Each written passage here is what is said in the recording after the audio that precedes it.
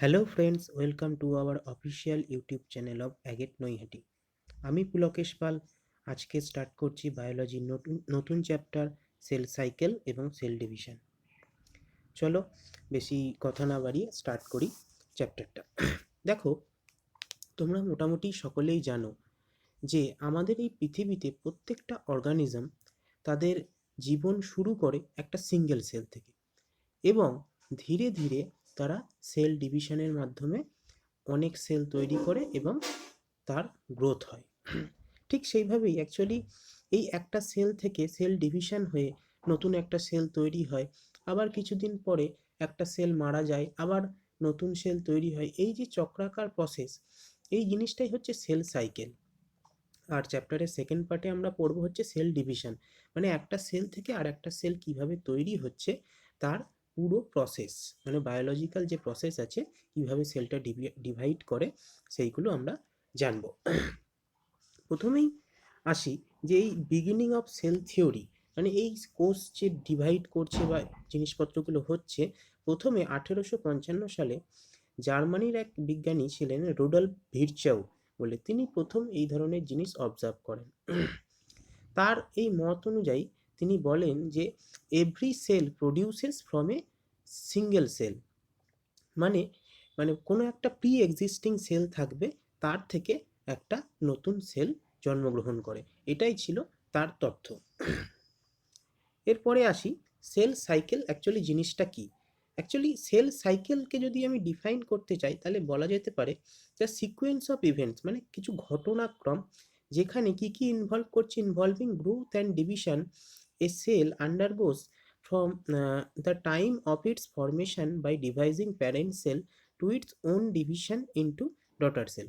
মানে বলছে cell cycle জিনিসটা হচ্ছে একটা চক্রাকার প্রসেস, যেখানে কিছু ঘটনাক্রম আছে কিভাবে যে একটা মাদার সেল থেকে কিভাবে নতুন একটা ডটার সেল তৈরি হচ্ছে, এই পুরো প্রসেসটাই হচ্ছে সেল সাইকেল।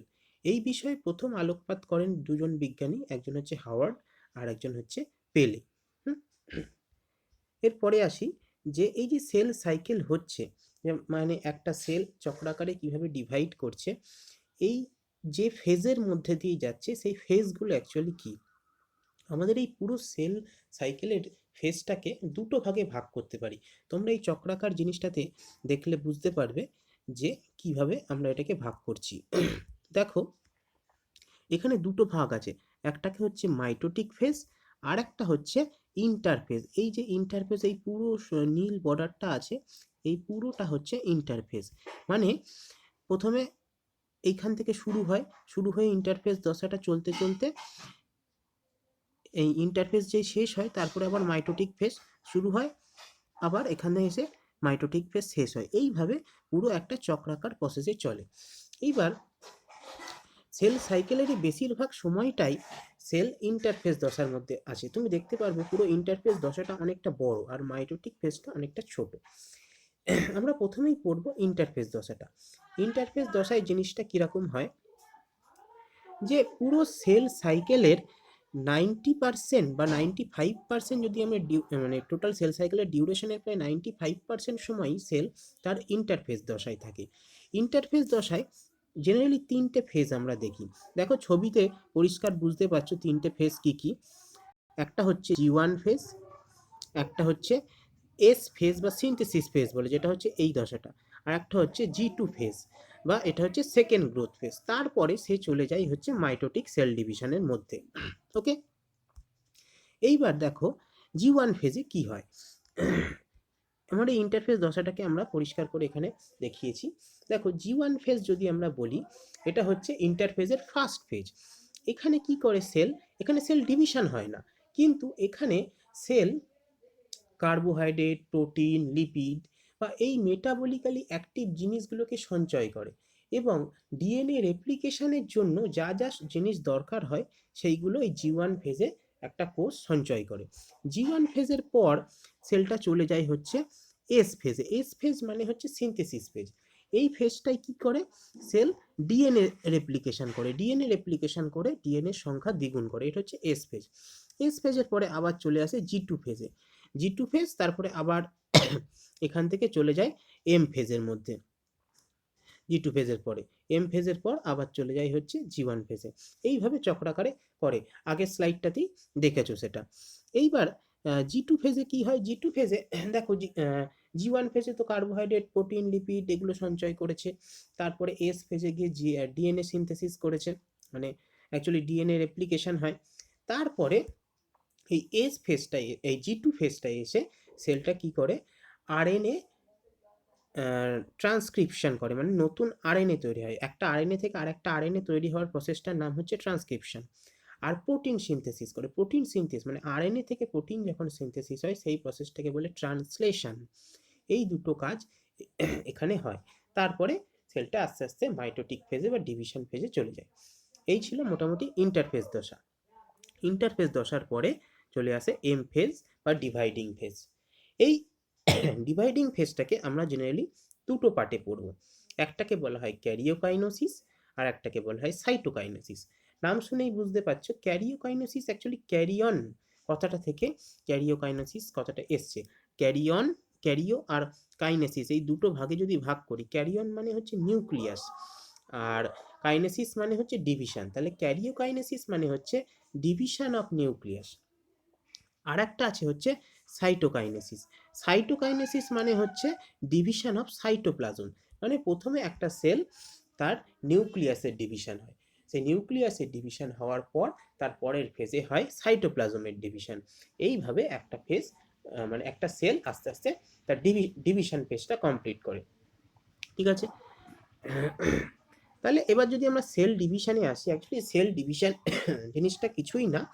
এখানে আমরা যে টোটাল সেল সাইকেল পড়লাম, এই সেল সাইকেলের দুটো ফেজ পড়েছি, একটা মাইটোসিস ফেজ মানে ডিভিশন ফেজ, আর একটা হচ্ছে ইন্টারফেজ দশা। ইন্টারফেজ দশায় তো সেল ডিভিশন হলো না, আর তাহলে সেল ডিভিশনটা কোথায় হচ্ছে? মাইটোটিক ফেজে।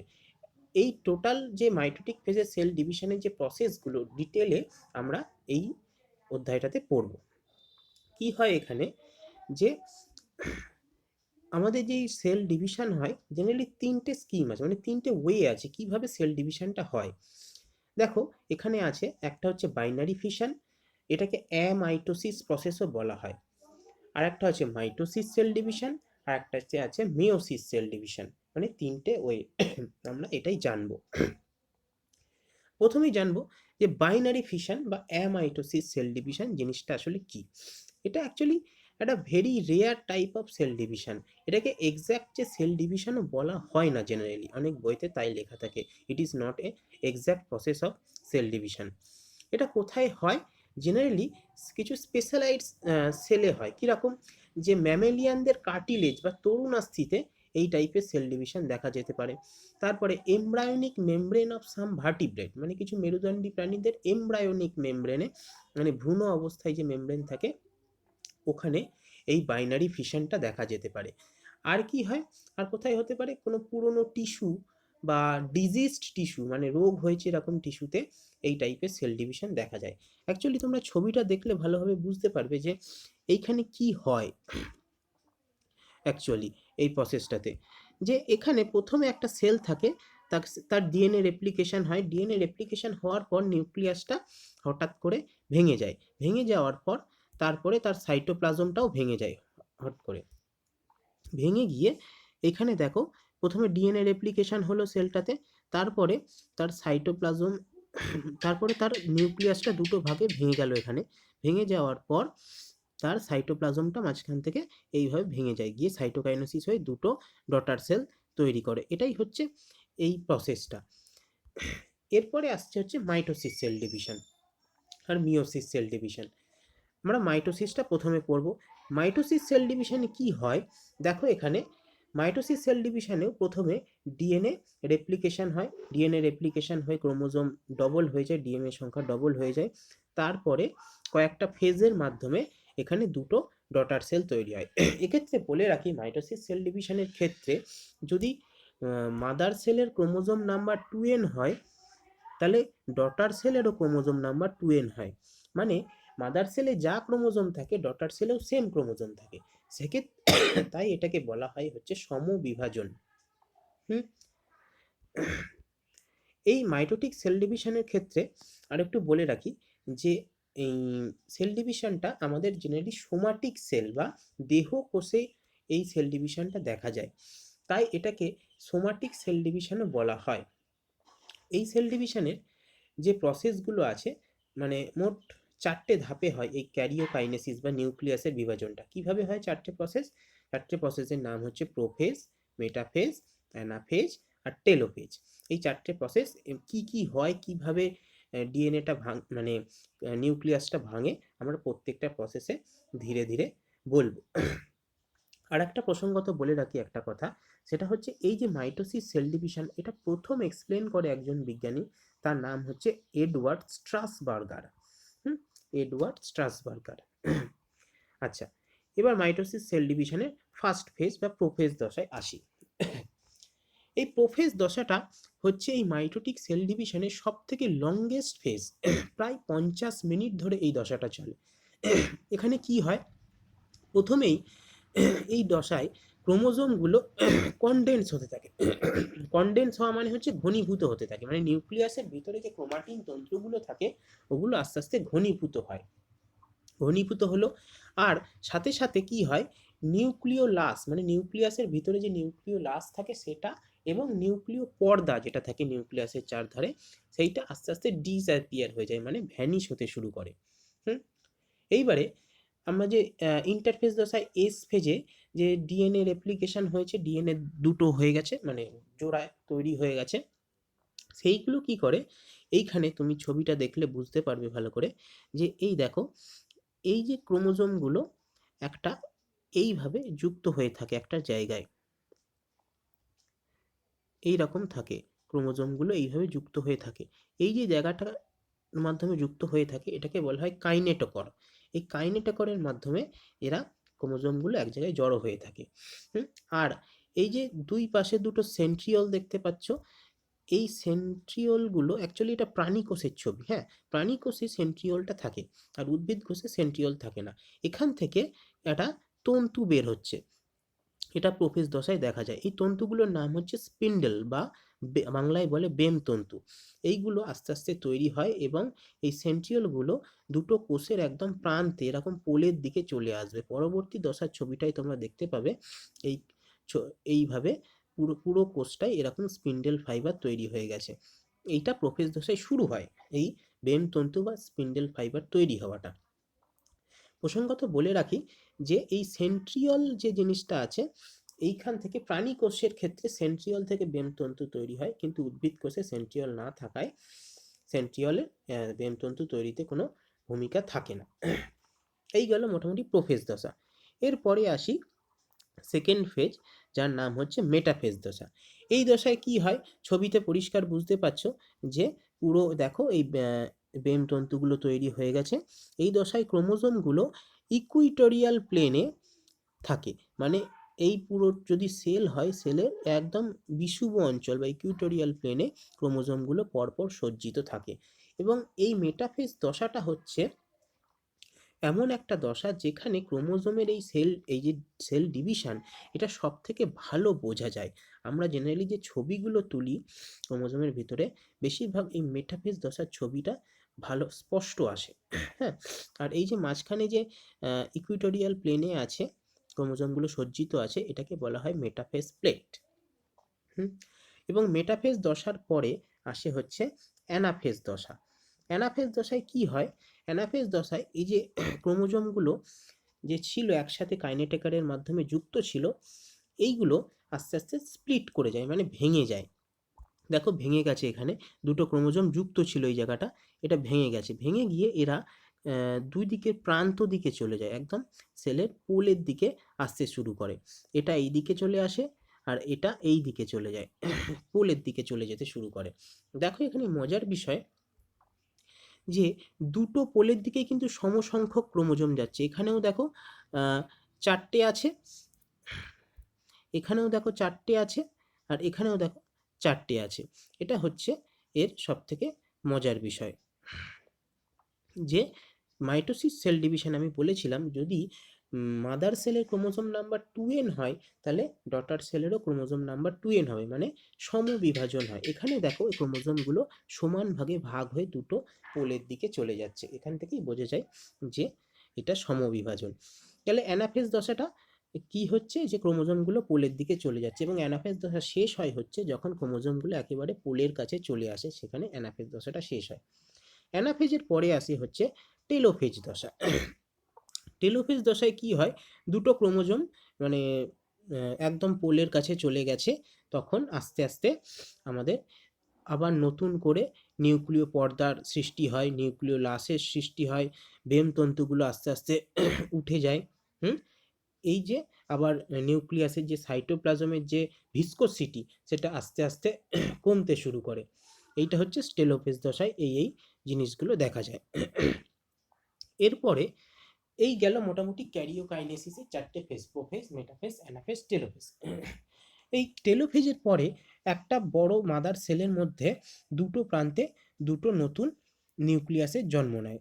তারপরে কি হয়, সাইটোকাইনেসিস হয়। সাইটোকাইনেসিসে জেনারেলি কি হয়, যে সাইটোপ্লাজমটা আস্তে আস্তে ভেঙে যায়। দেখো সাইটোকাইনেসিসের এখানে প্ল্যান্ট সেল আর অ্যানিম্যাল সেল দুটো সেলই আলাদা করে দেওয়া আছে সাইটোকাইনেসিসের ছবিটা। প্ল্যান্ট সেলের ক্ষেত্রে কি হয়, এখানে যে ছবিটা দেখলে বুঝতে পারবে, তলার ছবিটা হচ্ছে প্ল্যান্ট সেল।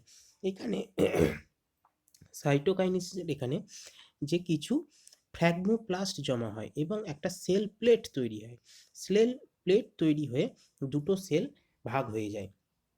আর যে ক্ষেত্রে অ্যানিম্যাল সেলের ক্ষেত্রে যে আমাদের যে সেল মেমব্রেন আছে, ওখানে একটা ক্লিভেজ দেখা যায়। ক্লিভেজটা আস্তে আস্তে ভিতরের দিকে ঢুকতে থাকে। ছবিটা দেখলে বুঝতে পারবে। দেখো এরকম একটা সেল আছে, এখানে এই দুটো জায়গায় দুটো ক্লিভেজ দেখা দিয়েছে। এই ক্লিভেজটা আস্তে আস্তে বড় হতে হতে দুটো সেলকে সেপারেট করে দিয়েছে এখানে। আর প্ল্যান্ট সেলের ক্ষেত্রে দেখো, সেলের ভিতরের দিকে প্রথমে একটা সেল প্লেট তৈরি হয়। সেল প্লেটটা আস্তে আস্তে বড় হতে হতে দুটো সেলকে ডিভাইড করে দেয়। এই হলো মোটামুটি সাইটোকাইনেসিস। ডিভাইড হয়ে দুটো সেল সম্পূর্ণ আলাদা হয়ে যায়। এরপরে আসি আমাদের যে মাইটোসিস সেল ডিভিশন হলো, এর কি সিগনিফিকেন্ট অ্যাকচুয়ালি। এই সেল ডিভিশনটা জেনারেলি প্রথমেই বলেছিলাম আমাদের সোমাটিক সেলে দেখা যায়, মানে আমাদের দেহকোষে। তাই এর কি সেল এর গুরুত্ব কি হতে পারে? ফার্স্ট হচ্ছে এর গ্রোথ। গ্রোথ কি, দেখো আমরা প্রত্যেকেই জানি, আমরা ছোটবেলায় কোনো একটা প্রাণী যে সাইজ থাকে, আস্তে আস্তে যত দিন যায় তার সাইজ আস্তে আস্তে বড় হতে থাকে প্রত্যেকটা প্রাণীর ক্ষেত্রে। সে একটা মানুষের ক্ষেত্রেও বলতে পারো, আবার যদি গাছদের ক্ষেত্রেও বলো, সেক্ষেত্রেও দেখবে একটা বীজ থেকে আস্তে আস্তে একটা প্রথমে চারা গাছ হলো, তারপর আস্তে আস্তে সেটা একটা বৃক্ষের আকার ধারণ করে। এই যে সাইজের যে চেঞ্জ হচ্ছে, যে গ্রোথ হচ্ছে, এই গ্রোথটা কিন্তু এই মাইটোসিস সেল ডিভিশনের মাধ্যমেই সেলের সংখ্যা বাড়তে থাকে এবং সেটা হতে থাকে।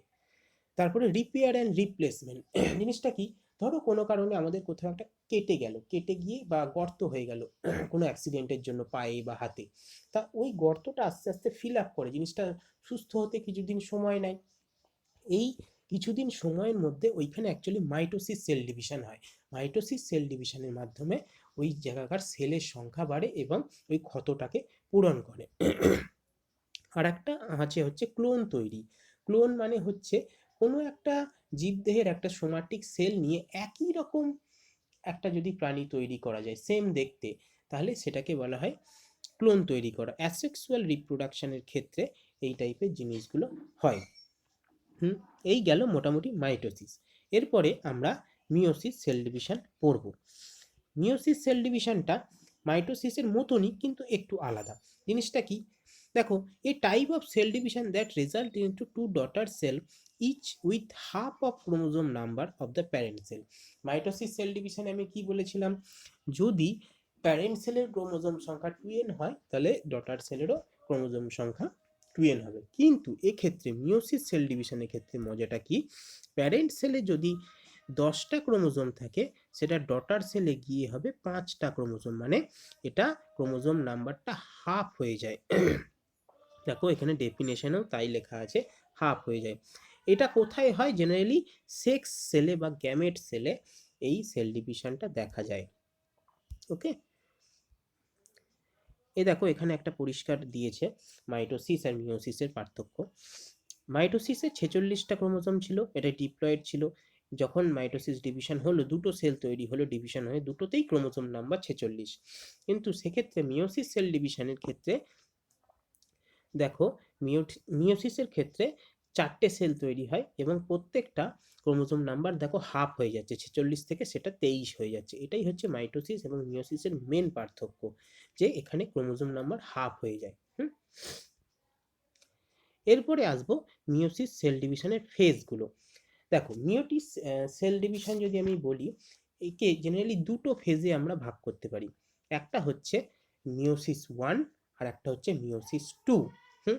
মিওসিস 1 এর ক্ষেত্রেও মাইটোসিসের মতো প্রোফেজ, মেটাফেজ, অ্যানাফেজ, টেলোফেজ 4টে দশা ঘটে।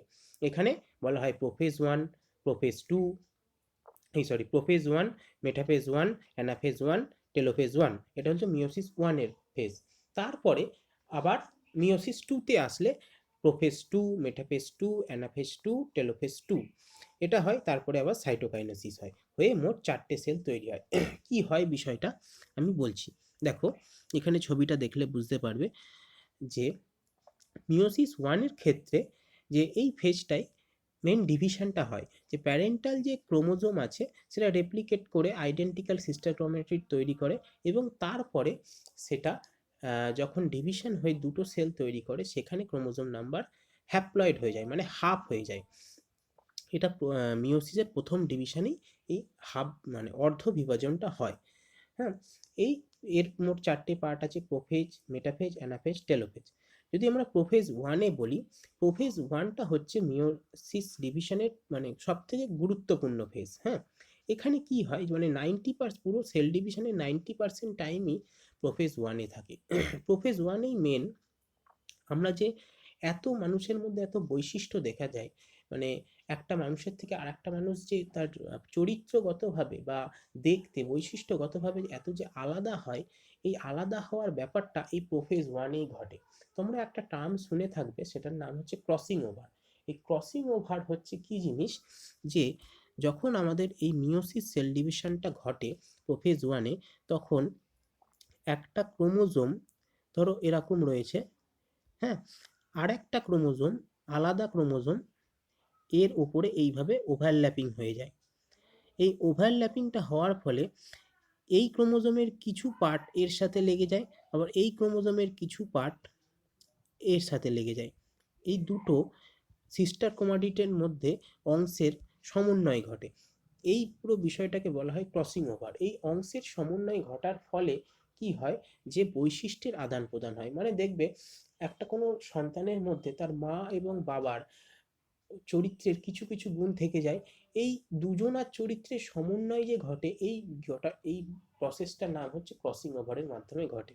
এইটা জেনারেলি মিওসিসের প্রথম প্রোফেজের প্যাকাইটিন উপদশায় এটা ঘটে। এই প্রোফেজ 1-এর আরও 5টা সাবফেজ আছে।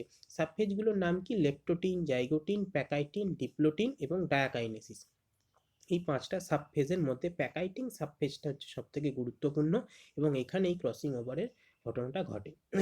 তারপরে প্রোফেজ 1-এর পরে আসে মেটাফেজ 1। মেটাফেজ 1-এই মাইটোসিসের মতনই ক্রোমোজোমগুলো ইকুয়েটোরিয়াল প্লেনে পরপরভাবে সজ্জিত থাকে, এবং তারপরে আসে অ্যানাফেজ 1। অ্যানাফেজ 1-এ কি হয়, হোমোলোগাস ক্রোমোজোমগুলো আবার পোলের দিকে আস্তে আস্তে সরে যায়, এবং টেলোফেজ 1-এ গিয়ে দুটো নতুন সেল তৈরি করে, এবং তারপরে কাইনেসিসের মাধ্যমে দুটো সেল তৈরি করে। দেখো, এখানে দুটো সেল তৈরি হয়েছে মিওসিস 1 ডিভিশনের পর। এরপরে হয় মিওসিস 2 ডিভিশন। মিওসিস 2 ডিভিশনটা পুরোপুরি মাইটোসিস ডিভিশনের মতনই। এখানে এই দুটো যে সেল তৈরি হলো, এই দুটো সেল আবার দুভাবে বিভাজন হয়, এবং এই ক্ষেত্রে প্রথমে ছিল ধরো প্রোফেজ 1-এর আগে কোনো একটা সেল ধরো ছিল 2n ক্রোমোজোম নাম্বারে, সেটা প্রোফেজ মানে মিওসিস 1 হওয়ার পরে সেটা দুটো সেল তৈরি করলো, এবং দুটো সেলেরই ক্রোমোজোম নাম্বার n করে। এবারে এই দুটো সেল আবার দুটো দুটো করে ভাগ হবে, এটারও ক্রোমোজোম নাম্বার n, এটারও ক্রোমোজোম নাম্বার n।